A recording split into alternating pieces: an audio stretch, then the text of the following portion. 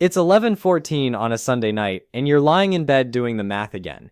Not because anything went wrong. Nothing went wrong. You're just lying there in the dark, running the same numbers you ran last Sunday and the Sunday before that. Mortgage, car payment, student loan, groceries, trying to figure out if this is the month you finally get ahead, or if you're just going to tread water again, like you have been for 3 years. You know the answer. You've known the answer. But you keep running the math anyway because the alternative is accepting that this is just what life feels like now. Meanwhile, your neighbor, same street, bought around the same time, similar house, not some wildly different income, woke up last Tuesday and decided to take the week off. No crisis, no email to his manager. He just didn't feel like going in, so he didn't. And here's the thing, he's not richer than you. He's just not doing that math anymore. My name is Stan, and I spend way too much time thinking about why two people with almost identical situations can end up living completely different lives. Today we're going to talk about something the personal finance world wildly underexplains: what actually happens to your money, your career, your brain, and your actual life the moment you make that last mortgage payment. And I promise by the end of this that Sunday night math problem is going to look very different. Because here's the thing. Nobody tells you when you're 12 years deep into a 30-year mortgage. You don't just lose a bill when it's paid off, you lose a prison sentence you'd stop noticing you were serving. Let's start with the numbers because the math here is more brutal than most people realize, in both directions. The average monthly mortgage payment in 2025 hit $2,329. And that's just principal and interest, nothing else. For someone who bought or refinanced at current rates, $2,845 is closer to reality. Now, the median American household takes home around $5,400 a month after taxes, Social Security, and Medicare, which means on a median income, a standard mortgage payment is consuming 43% of your disposable income before you've bought a single grocery or made a single car payment. 43%. The threshold every financial professional on earth agrees on is 28%. So, most people with a mortgage are walking around 15 percentage points over the limit every month for 30 years. Congratulations. You are technically a functioning adult who has also agreed to be financially strangled in slow motion until you're 63. Here's what that actually looks like. Meet the Garcias. Dual income combined $110,000 a year, which sounds solid until you run it through what life actually costs. After federal taxes, state taxes, FICA, and a modest 401k contribution, they're taking home around $6,800 a month. Now, let's watch it disappear. Mortgage on their $380,000 house, $2,400. Property taxes, $380. Homeowner's insurance, $200. Maintenance reserve, because the heating, ventilation, and air conditioning doesn't care that it's December, $320. That's $3,300 a month just to legally occupy the building. They've got $3,500 left. 2 car payments because they both commute, $800. Car insurance, $240. Gas because nothing is walkable in their suburb, $280. Student loans because those degrees didn't pay for themselves, $550. Health insurance premiums. Their employer only partially covers $380. Groceries for 2 people attempting to eat like adults, $700. Utilities, electricity, gas, water, internet, phones, $420. We're at $130 remaining. And we haven't touched clothing or the kids' activities or the $80 copay from last month's urgent care visit or the dog who just started limping or any savings or any retirement beyond that, modest 401k, or any concept of fun. The Garcias are not irresponsible. They don't have a boat. They've never been to Europe. They are 2 professional adults who did everything they were supposed to do. And every single financial decision they make, every career conversation, every request for flexibility, and every time one of them thinks about going back to school or starting something on the side, gets filtered through one silent question. Can we still cover the mortgage? That question is running in the background of their lives, like a tab they can never close, like that tab disappears the day the mortgage is paid off. And when it does, something the Garcias can barely imagine right now happens. They start making completely different decisions. More on them in a bit. Let's talk about what actually frees up when the mortgage is gone. Because people consistently get this wrong in both directions. Either they underestimate the impact or they overestimate the cash they'll have. When the mortgage payment disappears, you don't suddenly have the full amount to invest. Property taxes, insurance, and maintenance still exist. For a $400,000 home that you're looking at roughly $838 a month in ongoing costs with no mortgage. So if your payment was $2,845, you've freed up around $2,000 a month in real deployable money, not $2,845. About $2,000, which is still, and I want to be precise here, absolutely insane in terms of what it does over time. If you take that $2,000 and put it into a basic S&P 500 index fund, earning the historical average of around 8% annually, here's what happens. In 5 years, $146,000. In 10 years, $365,000. In 15 years, $693,000. In 20 years, $1,177,000. You contributed $480,000 of your own money over those 20 years. The market contributed $697,000 on top of that, more than you put in yourself. The majority of your eventual wealth came from compound interest, not from working harder. This is the part of the mortgage payoff story nobody tells you in the bank's office when you're signing the 30-year paperwork. They're not going to tell you that their product is keeping you from $1.1 million. Funnily enough, now, before I keep going, I need to address the argument that a certain type of person in the comments is already drafting. And that argument goes, Stan, if your mortgage rate is below 5%, you're mathematically better off investing the extra money than prepaying principal. And look, that argument is not wrong. Let me give it the real version. Wharton professor Michael Roberts ran the numbers on a $500,000 mortgage at 3% and found that investing excess payments in the stock market outperformed early payoff in roughly 95% of historical 30-year windows. The logic is clean. A guaranteed 3% return from killing debt loses to a historical 8% return from equities. About 82% of existing mortgage holders have rates below 5% right now. So if that's you, the spreadsheet says invest the difference. Here's what the spreadsheet doesn't know. It assumes you actually invest the difference. Most people don't. They spend it. The mortgage payment was forced savings. When it disappears and gets replaced by discretionary cash, a terrifying percentage of households absorb it into lifestyle creep within 18 months and have nothing to show for it. The spreadsheet also assumes you have the psychological fortitude to watch your investment portfolio drop 40% in a market crash while you still owe $2,500 a month in mandatory payments on the house, which is a fundamentally different experience than watching the same portfolio drop 40% from a house you own outright and can stay in regardless. One scenario is uncomfortable. The other scenario is the reason people make catastrophic financial decisions under duress. And here's the thing, the invest the difference crowd never mentions. You've been making every financial decision of your adult life while carrying this debt. According to actual peer-reviewed research, debt impairs cognitive functioning in measurable ways. You have literally been making the should I pay off the mortgage or invest decision from a cognitively compromised state, so maybe weigh your own math accordingly. At mortgage rates above 7%, which is most people who bought since 2022, aggressive payoff becomes a very competitive, guaranteed return that's hard to argue against. Between 4.5% and 7%, it's a genuine judgment call.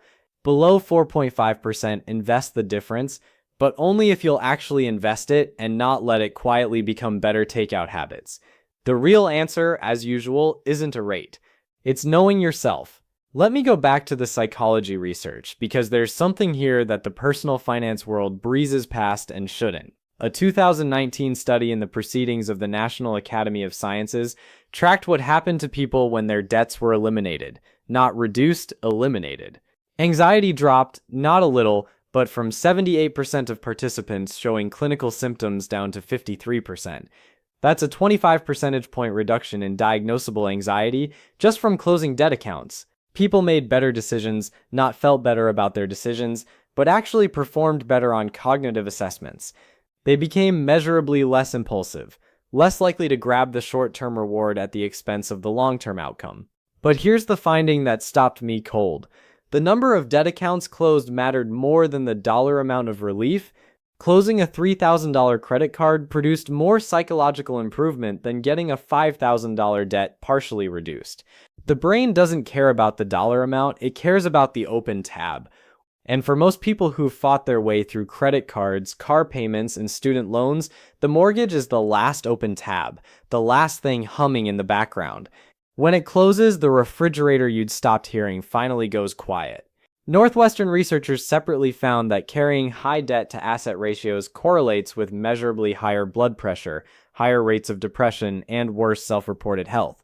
Even after controlling for income levels, this is not a metaphor. The mortgage is not just a financial obligation, it is a physiological one. Your body has been carrying it, and when it's gone, your body notices. Here's where it gets really interesting, and this is the part one think about most. When the Garcia's mortgage disappears, let's say they aggressively paid it off at year 22 instead of year 30, which is absolutely achievable. Their monthly expense floor drops by $2,000. In Financial Independence Retire Early math, which is just the formula that says you need 25 times your annual expenses to be financially independent, eliminating $24,000 a year in mandatory costs reduces their financial independence number by $600,000. They haven't earned more money. They haven't gotten a promotion or launched a business. They've just changed what survival costs. And that number determines everything. When your monthly survival requires both incomes running at full capacity, neither person can afford to leave a job they hate. Take a pay cut to do something meaningful. Start a business that needs 18 months to get profitable. Ask for a schedule that doesn't wreck their health, or do anything that might threaten the income that feeds the mortgage. You are financially indentured, not because you're weak, but because the math requires it.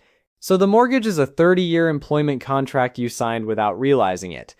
Academic research published in 2020 found that improved housing security led to significant increases in business formation, particularly among women and non-white entrepreneurs who are disproportionately affected by financial exposure. A separate study found that leveraged home ownership, meaning carrying a mortgage, significantly reduces entrepreneurship with the effect strongest when loan-to-value ratios are highest. The mechanism is exactly what you'd expect. Every dollar trapped in a mandatory monthly payment is a dollar that can't absorb risk elsewhere.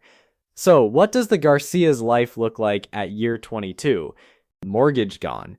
Mrs. Garcia stops running every career conversation through the question of whether this job is stable enough to cover the payment. She takes the role with more meaning and slightly less salary because they can afford the difference now. Mr. Garcia starts the contracting business he's been talking about since 2021 because one bad quarter no longer means they lose the house. They're not rich. Their income didn't change, but their decisions changed completely because the math changed completely. Now, a brief moment of honesty because I promised you the real numbers and not the fantasy version. The house isn't actually free once the mortgage is paid off. I know you were hoping I'd let you have that one, but the property taxes aren't going anywhere. They've gone up 27% nationally since 2019. If you're in New Jersey, you're paying $743 a month on a median home, mortgage or not. Your house is basically paying rent to the state regardless of whether you owe a bank. Homeowners insurance has jumped 52% since 2020 because apparently the atmosphere is trying to get its money back, and the 1% annual maintenance rule, which means budgeting 1% of your home's value per year for repairs, still applies, which on a $400,000 home is $333 a month set aside for the water heater. That will pick 11 p.m. on Christmas Eve to announce its retirement. Added up, and your paid-off home still costs roughly $838 a month nationally to own, closer to $1,300 in high-tax states. So the $2,845 payment disappearing doesn't hand you $2,845 to invest. It hands you roughly $2,000 in new freedom, which, as we've established, compounds to over $1 million in 20 years. But plan for the real number, because the gap between I thought I'd have $2,845, I actually have $2,000 is exactly the size of a November property tax bill that will genuinely ruin your week if you weren't expecting it. Let's talk about who actually gets here, because the demographics tell a story worth sitting with. About 40% of U.S. owner-occupied homes are now mortgage-free, an all-time high. Sounds encouraging. Then you look at who those people are. 63% of homeowners 65 and older are mortgage-free versus fewer than 28% of working-age homeowners. The average age of payoff is 58 to 63. Meanwhile, the median first-time homebuyer age just hit 36. A 30-year mortgage from 36 doesn't end until 66, 3 years into what used to be called retirement. And here's the number that genuinely unsettles me. In 1989, 3% of homeowners over 80 still had a mortgage, so today nearly a third do. The share of 65 to 79-year-olds still carrying mortgages has gone from 24% to 41% in 30 years. Median mortgage debt among seniors is up 400%. We are dragging housing debt into retirement at a scale that has never happened before in American history. And we're doing it quietly like it's normal, like it's fine. It is not fine.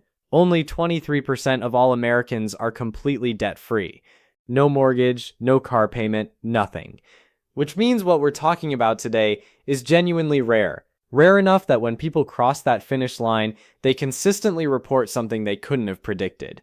It's not just relief. It's a kind of silence they didn't know was missing. So how do you actually accelerate this? Because the math on getting there 5 or 8 years early is more compelling than most people run. On a $450,000 mortgage at 6.5%, your standard payment is $2,844 a month. Total interest over 30 years, $573,840. You pay more in interest than the house initially cost. Sit with that. The bank is going to collect more from you in interest alone than the entire value of the home you bought. It's a beautiful business model if you're the bank. Biweekly payments, cutting your monthly payment in half and paying every 2 weeks. It sounds like accounting trivia until you realize it results in 13 full payments per year instead of 12. That one change, which costs you nothing in lifestyle, cuts 5 to 6 years off the loan and eliminates over $119,000 in interest. One extra payment per year, $119,000 gone. Throwing an extra $500 a month at principal shortens the timeline by about 8 years and kills $150,000 in interest. Like an extra $1,000 a month nearly halves the loan term to 17 years. None of these are heroic sacrifices. Like they're the difference between paying off your house at 55 versus 63 and the life you get to live at 55 with no mortgage versus the one you're living at. 63 waiting for it to end is based on everything we've covered, not a small difference. So let's land this. What do you actually do on the day the last payment processes? First, verify that your lender filed the lien release and you receive your deed. This is the most boring sentence in the video and also the most important one to remember. Because lenders occasionally just don't file it and you find out 3 years later when you try to sell the house and discover you don't legally own what you've been paying for. I file this under things that are both tedious and essential, which describes most of adult life. Second, before you redirect a single dollar, rebuild your emergency fund. You've been house poor for years. Your reserves are almost certainly thinner than they should be. Get 6 to 12 months of your new lower expenses and liquid savings before you do anything ambitious. Then finally, deploy the former payment in order max the 401k match first, because that's a 50 to 100% guaranteed return and nothing else on this list comes close. Max the Roth, the first RA $7,000 a year in 2025 grows completely tax-free. The IRS never touches the gains. Max the 401k contribution limit $23,500. Fund an HSA if you're eligible. Then pour everything remaining into a taxable brokerage account with low-cost index funds. If you're redirecting $2,000 a month through all of these at 8%, you're at $365,000 in a decade and $1.17 million in 20 years. Not because you did anything clever, because you survived the mortgage, closed the last tab, and finally gave compound interest the room it needed to do what it was always going to do, if you'd just gotten the bank out of the way. Here's what I actually want you to take from this. The mortgage wasn't just a large bill. It was a permission slip you had to silently ask for every time you wanted to do something different with your life. Want to leave a job you hate? Better check if you can still cover the mortgage. Want to start something risky? Better make sure the mortgage is safe first. Want to take a pay cut to do work that matters? You can't. The mortgage. For most people, for most of their adult lives, The mortgage is the invisible hand that shapes nearly every major decision they make. Not the only hand, but the one with the tightest grip. When it's gone, the grip releases. That's what the Garcias discover at year 22. That's what every person who gets their reports. Not that they're suddenly wealthy, though. The compounding takes care of that in time, but that they can finally make decisions based on what they actually want, rather than what the mortgage requires. That's the change nobody talks about. That's the one that matters most. So that Sunday night math you've been running in the dark, you're not going to run it forever. But the people who get to stop running it the earliest aren't the ones who earn the most. They're the ones who understood what the finish line was actually worth and ran toward it on purpose.